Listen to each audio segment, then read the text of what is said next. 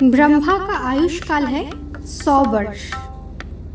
50 वर्ष को एक परार्ध कहते हैं। हर एक वर्ष में हर एक दिन को एक कल्प कहा जाता है। एक कल्प में 14 मनवंतर होता है और एक मनवंतर में 71 चतुर्युग होता है, अर्थात सत्य, त्रेता, द्वापर और कली 71 बार घूमे तो एक मनवंतर होता है। इस प्रकार 100 वर्ष समाप्त होते ही, अर्थात द्विपरार्ध समाप्त होते ही एक ब्रह्मा के साथ उस ब्रह्मांड का महाप्रलय होता है। जिस ब्रह्मांड में हम हैं वहां ब्रह्मा का एक परार्ध समाप्त हो गया है। अभी ब्रह्मा का 51वां वर्ष चल रहा है।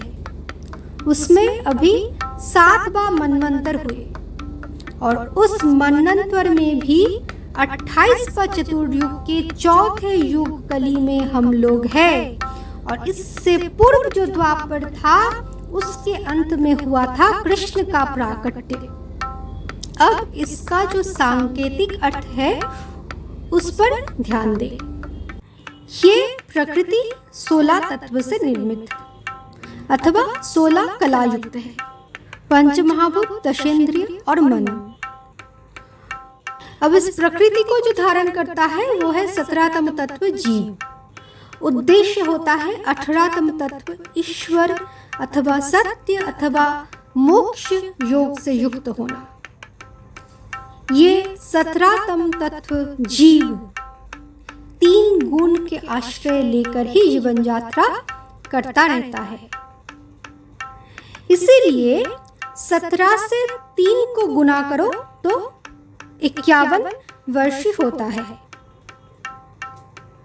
51 शब्द ब्रह्म है और इस 51 शब्द ब्रह्म में ही शब्दमय अथवा तमोमय जीव विराज करते हैं। परम के अर्थ परार्थ में ही वो विचरण करते हैं। ध्यान रखना, यहाँ हम एक जीव की बात कर रहे हैं, सारे जीव की नहीं। जिस जीव को मोक्ष पाना होता है उसी के उस पिंड रूपी ब्रह्मांड में उस अब को तारने के लिए अवतार होता है भगवान का। जो प्राज्ञ पुरुष सर्वप्रथम सत्य में स्थिर हुए, यानी कि सत्यम परम धीमहि, यानी कि अपने धी शक्ति को सत्य में मिला दिया।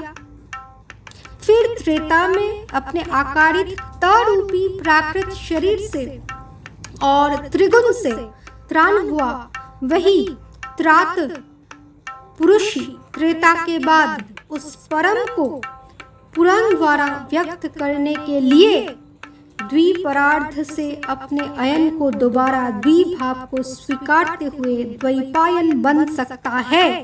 उस स्थिति में ही उस द्वैपायन के 9 द्वार युक्त अयन में द्विभाव के कारण 18 पुराण व्यक्त हो सकता है। इस स्थिति में ही वो मुक्त जीव कृष्ण द्वैपायन वेद व्यास बन सकता है। इसीलिए वो द्वै आकारिक परम द्वापर में स्थित हुए। कृष्ण द्वैपायन व्यास में कृष्ण अवतार द्वापर में है, परंतु कुछ भी व्यक्त करने के लिए कालातीत होकर भी काल के अधीन होना पड़ता है। इसीलिए सारे पुराण की रचना कलियुग में ही हुआ।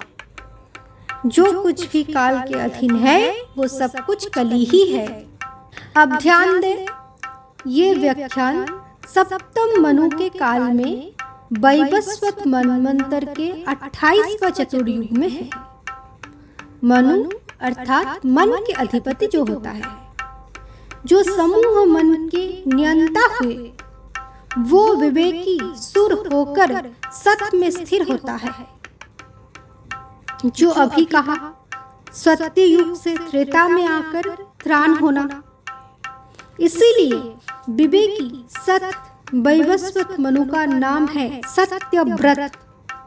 वो मनु अपने भौम शरीर अथवा भूलोक के दहराकाश में दो वृत्ति अथवा दीति के राज्य में स्थित है, जिसे आप शास्त्र में सप्त अधोलोक जानते हैं।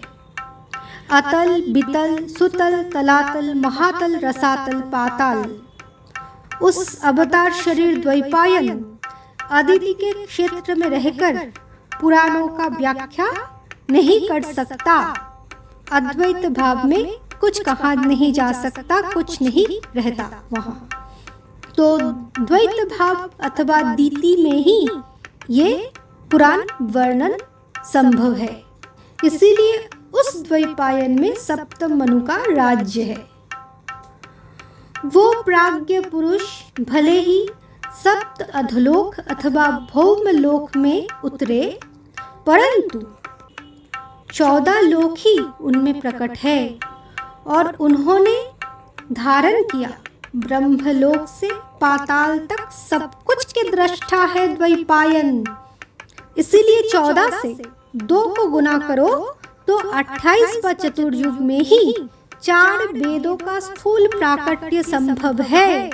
इसीलिए जिसने संपूर्ण शास्त्र को धारण किया, केवल वही द्वैपायन होकर 51 वर्ष में सप्तम मनन्तर में 28वां चतुर्युग के कालाधीन कली में शास्त्र को प्रकट कर सकता है। कंक्लूजन, उसी में अभी कृष्ण अवतार हो सकता है, होता है और वही केवल आस्वादन कर सकता है। बुद्ध और कल्कि होना बाकी है केवल उसी में। इसीलिए ये 2 अवतार भविष्यवाची है। धन्यवाद।